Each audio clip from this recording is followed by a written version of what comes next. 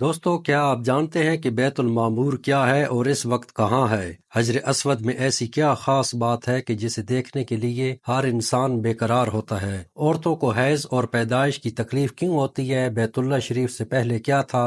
اما حوا اور حضرت آدم علیہ السلام کی ملاقات کیسے ہوئی؟ تو ان تمام سوالوں کے جواب ہم آپ کو قرآن و حدیث کی روشنی میں دیں گے۔ تو پیارے دوستو، میری آپ سے گزارش ہے کہ ویڈیو کو پورا دیکھیں۔ بسم اللہ الرحمن الرحیم۔ پیارے دوستو، حضرت ابن عباس رضی اللہ عنہ فرماتے ہیں کہ جب حضرت آدم اور اما حوا علیہ السلام سے جنت میں لغزش ہوئی، نافرمانی ہوئی تھی، تو اللہ رب العزت نے فرمایا کہ اے آدم، میں نے تمہیں اور تمہاری بیوی کو جنت بخشی تھی، تمہیں ہر قسم کی نعمتوں اور عزتوں سے نوازا تھا، صرف ایک درخت کا پھل کھانے سے تمہیں منع کیا تھا، لیکن تم نے میری نافرمانی کی، لہٰذا اب میں تم دونوں کو زمین پر اتاروں گا۔ پیارے دوستو، حضرت ابن عباس رضی اللہ عنہ فرماتے ہیں کہ پھر اللہ رب العزت نے حضرت اما حوا علیہ السلام کو جدہ میں اتارا اور حضرت آدم علیہ السلام کو ہندوستان کے ایک شہر دہنا میں اتارا۔ جب زمین پر اترے تو عصر اور مغرب کا درمیانی وقت تھا اور ان کے سر پہ جنتی درختوں کی ٹہنیوں کا ایک تاج تھا۔ حضرت آدم علیہ السلام کے ساتھ ایک پتھر تھا جس کا نام حجر اسود ہے، جیسا کہ سورہ اعراف میں اللہ رب العزت نے ارشاد فرمایا، وَإِذْ أَخَذَ رَبُّكَ مِن بَنِي آدَمَ مِن ظُهُورِهِمْ ذُرِّيَّتَهُمْ وَأَشْهَدَهُمْ عَلَىٰ أَنفُسِهِمْ أَلَسْتُ بِرَبِّكُمْ قَالُوا بَلَىٰ شَهِدْنَا، کہ جب اللہ رب العزت نے حضرت آدم علیہ السلام کی پشت پر اپنا دست قدرت پھیرا تھا تو تمام اولاد آدم کو اکٹھا کیا۔ حضرت آدم سے لے کر قیامت تک جتنے بھی انسان پیدا ہوں گے ان سب کی روحوں کو اکٹھا کیا، پھر ان روحوں سے مخاطب ہو کر فرمایا کہ میں تمہیں دنیا میں بھیجنے والا ہوں، تم مجھ سے ایک وعدہ کرو کہ دنیا میں جا کر مجھے بھول تو نہیں جاؤ گے؟ دنیا میں جا کر کس کی عبادت کرو گے؟ کسے اپنا رب مانو گے؟ کیا میں تمہارا رب ہوں کہ نہیں؟ تو تمام روحوں نے جواب دیا کہ ہاں، کیوں نہیں، آپ ہی ہمارے رب ہیں۔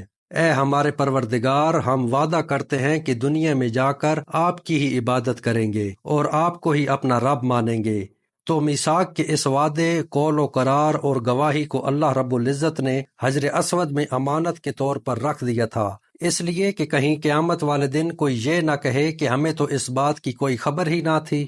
تو پیارے دوستو، حضرت آدم علیہ السلام کو جب دہنا میں اتارا گیا تو ان کے ہاتھ گھٹنوں پر تھے، سر جھکا ہوا تھا اور وہ سخت پریشانی کے عالم میں تھے۔ اسی طرح 40 دن تک رنج و غم کے عالم میں رہے، نہ کچھ کھایا نہ پیا۔ جب وہ سخت بھوک سے نڈھال ہوئے تو سب سے پہلے بہی کا میوہ کھایا، جس کی وجہ سے ان کے پیٹ میں درد ہونے لگا۔ پھر ادھر ادھر گھومنے لگے، انہیں معلوم نہ تھا کہ اس تکلیف سے کیسے آرام آئے گا۔ پھر جبریل علیہ السلام نے آ کر رفع حاجت کا طریقہ بتایا، تو جب آپ کو اپنے پاخانے میں بدبو محسوس ہوئی تو رونے لگے، کیونکہ جنت میں تو ہر طرف خوشبوئیں ہی خوشبوئیں تھیں۔ حضرت ابن عباس رضی اللہ عنہ فرماتے ہیں کہ جنت سے نکالے جانے کے دکھ میں 200 سال تک حضرت آدم علیہ السلام روتے رہے، اور اس قدر روئے کہ تمام اولاد آدم میں کوئی اتنا نہیں رویا ہوگا جتنا حضرت آدم علیہ السلام روئے۔ 200 سال تک اپنی توبہ کے فکر و غم میں رہے، پھر ایک دن اپنا بازو پیشانی پر رکھ کر سر گھٹنوں پر رکھ کر رو رہے تھے کہ حضرت جبریل علیہ السلام تشریف لائے، اور حضرت آدم کی اس حالت کو دیکھ کر وہ بھی رونے لگے۔ حضرت آدم علیہ السلام سخت پریشان تھے، تو حضرت جبریل علیہ السلام نے آ کر اذان دی۔ تو اذان میں جب حضرت آدم علیہ السلام نے سرکار دو عالم صلی اللہ علیہ وسلم کا نام مبارک سنا تو آپ علیہ السلام کو بڑی تسلی ہو گئی۔ پھر حضرت آدم علیہ السلام سے پوچھا کہ آپ اس قدر کیوں روتے ہیں؟ تو حضرت آدم علیہ السلام نے جواب دیا کہ مجھے آسمان کی بلندی سے زمین کی پستی میں ڈال دیا گیا، مجھے مقام جاوید سے فنا کے مقام میں لایا گیا، نعمتوں اور عیش عشرت کے گھر سے نکال کر دکھوں اور مصیبتوں میں ڈال دیا گیا، اس لیے روتا ہوں۔ تو ہر وقت رونے اور رنج و غم میں مبتلا رہنے سے حضرت آدم علیہ السلام کا رنگ مبارک سیاہ ہو چکا تھا۔ پھر حضرت جبریل علیہ السلام نے حضرت آدم کی فریاد کو بارگاہ الہی میں پہنچایا، تو اللہ رب العزت نے فرمایا کہ میری رحمت میرے غضب پر غالب ہے، اور حضرت آدم کو یہ کلمات تعلیم فرمائے، ربنا ظلمنا انفسنا وان لم تغفر لنا وترحمنا لنکونن من الخاسرین، کہ اے ہمارے رب، ہم نے اپنی جانوں پر ظلم کیا، اگر آپ ہمیں معاف نہ کریں، ہم پر رحم نہ کریں تو ہم نقصان اٹھانے والوں میں ہو جائیں گے۔ تو اللہ رب العزت نے فرمایا کہ اے آدم، ہم نے تیری بات کو سنا اور تیری گریہ زاری پر رحم کیا، تیری لغزش سے درگزر فرمایا، پھر رب کائنات نے حضرت آدم علیہ السلام کے دل کو بہلانے کے لیے بیت المعمور کو زمین پر نازل فرمایا۔ بیت المعمور بیت اللہ کی سید میں چوتھے آسمان پر یاقوت اور زمرد کی بنی ہوئی ایک عمارت ہے جو فرشتوں کا قبلہ ہے۔ بے شمار فرشتے ہر وقت اس کے ارد گرد طواف کرتے رہتے ہیں۔ بیت اللہ اور بیت المعمور عرش و کرسی کے نیچے بالکل سید میں واقع ہیں۔ تو اللہ رب العزت نے اس بیت المعمور کو سعودی عرب کی سرزمین بیت اللہ کی جگہ پر حضرت آدم علیہ السلام کے لیے زمین پر اتار دیا تھا، اور فرمایا کہ اب تو اس کا اسی طرح طواف کیے کر جس طرح آسمان پر میرے عرش کا کیا کرتا تھا، اور اس کے پاس اسی طرح نماز بھی پڑھا کر جس طرح میرے عرش عظیم کے قریب پڑھا کرتا تھا۔ تو حضرت آدم علیہ السلام نے جب یہ حکم سنا تو ہندوستان سے سعودی عرب کی طرف پیدل چل دیے۔ انہیں رستہ بتانے کے لیے اللہ نے ایک فرشتے کو مقرر فرما دیا۔ وہاں پہنچ کر بیت المعمور کا طواف کیا، توبہ کی، نماز پڑھی اور فرشتوں سے ملاقات ہوئی۔ اس کے بعد بیت المعمور طوفان نوح تک زمین پر رہا۔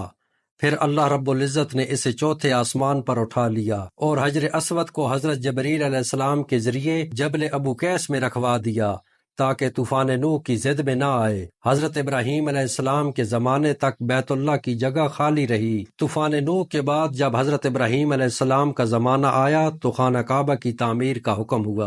توبہ قبول ہونے پر حضرت آدم اور اماں حوا علیہ السلام کے دل میں ایک دوسرے کے لیے محبت جاگ اٹھی۔ ایک دوسرے کو تلاش کرتے کرتے ایک میدان میں پہنچ گئے۔ جب ایک دوسرے کو دیکھا تو پہچان نہ سکے۔ مسلسل رنج و غم آہوزاری کی وجہ سے دونوں کے رنگ سیاہ ہو چکے تھے۔ تو حضرت جبریل علیہ السلام نے ان کا تعارف کرایا، اس لیے اس میدان کا نام میدان عرفات مشہور ہوا۔ اللہ رب العزت نے حضرت آدم سے فرمایا کہ جنت میں پھل کھانے کا مشورہ تمہیں کس نے دیا تھا؟ تو حضرت آدم نے عرض کی کہ اے میرے پروردگار، یہ مشورہ مجھے حوا نے دیا تھا۔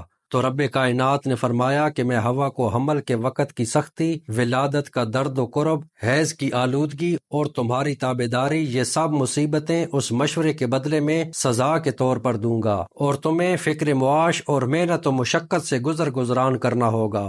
یہ سب اس بھول کی وجہ سے تمہیں دوں گا، جیسا کہ سورہ طٰہٰ میں اللہ رب العزت نے فرمایا فَقُلْنَا يَا آدَمُ إِنَّ هَٰذَا عَدُوٌّ لَكَ وَلِزَوْجِكَ فَلَا يُخْرِجَنَّكُمَا مِنَ الْجَنَّةِ فَتَشْقَىٰ۔ میں نے تمہیں کہا تھا کہ یہاں جنت میں بغیر محنت اور مشقت کے کھانا پینا ہے، یہاں نہ بھوکے رہو گے، نہ پیاسے، اور نہ کوئی تمہیں دکھ مصیبت ہوگی۔ لیکن خیال کرنا کہ شیطان تمہارا اور تمہاری بیوی کا کھلا دشمن ہے، کہیں وہ تم دونوں کو جنت سے نکلوا نہ دے۔ تو حضرت آدم علیہ السلام نے عرض کی کہ اے میرے پروردگار، شیطان اور میرے درمیان اب دشمنی بن چکی ہے، مجھ میں اس سے مقابلہ کرنے کی طاقت نہیں ہے، لہٰذا تو میری اور میری اولاد کی شیطان کے شر سے حفاظت فرما۔ تو اللہ رب العزت نے فرمایا کہ جب تیری اولاد پیدا ہو جائے گی تو ہم اس کے ساتھ ایک فرشتہ مقرر کر دیں گے جو اسے شیطان کے وسوسے سے منع کرے گا۔ تو حضرت آدم نے عرض کی کہ اے خالق کائنات، میں اس سے بھی زیادہ حفاظت کی گارنٹی چاہتا ہوں۔ تو حق تعالیٰ نے فرمایا کہ تیری اولاد کے لیے میں توبہ کا دروازہ ہمیشہ کھلا رکھوں گا، جب تک اس کے جسم میں روح موجود ہوگی میں اس کی توبہ قبول کروں گا۔ تو حضرت آدم نے فرمایا کہ اب مجھے تسلی ہو گئی۔ پھر حضرت جبریل علیہ السلام نے پکارا کہ اے زمین کے جانوروں، پروردگار نے تم پر ایک خلیفہ بھیجا ہے، اس کی اطاعت اور فرما برداری کرو۔ تو تمام سمندروں اور دریاؤں کے جانوروں نے اپنے اپنے سر پانی سے باہر نکال کر حضرت آدم کو اپنا خلیفہ تسلیم کرنے کا اشارہ دیا۔ پھر اسی طرح تمام خشکی کے جانور حضرت آدم علیہ السلام کے پاس آ کر اکٹھے ہو گئے۔ تو حضرت آدم علیہ السلام نے ان کے سروں اور پیٹھوں پر ہاتھ پھیرا تو وہ گھروں میں رہنے والے پالتو بن گئے، جن میں گائے، بیل، اونٹ، گھوڑا اور کتا، بلی وغیرہ۔ تو جو جانور ہاتھ پھیرنے سے محروم رہ گئے، شیر، چیتا اور بھیڑیا وغیرہ، وہ وحشی ہو گئے جو جنگلات میں رہتے ہیں۔ تو پیارے دوستو، دعا ہے اللہ رب العزت ہم سب کو اپنی رضا والی زندگی نصیب فرمائے، شیطان کے شر سے بچائے۔ ویڈیو اچھی لگے تو شیئر اور چینل کو سبسکرائب ضرور کیجیے گا۔ بہت شکریہ، جزاک اللہ۔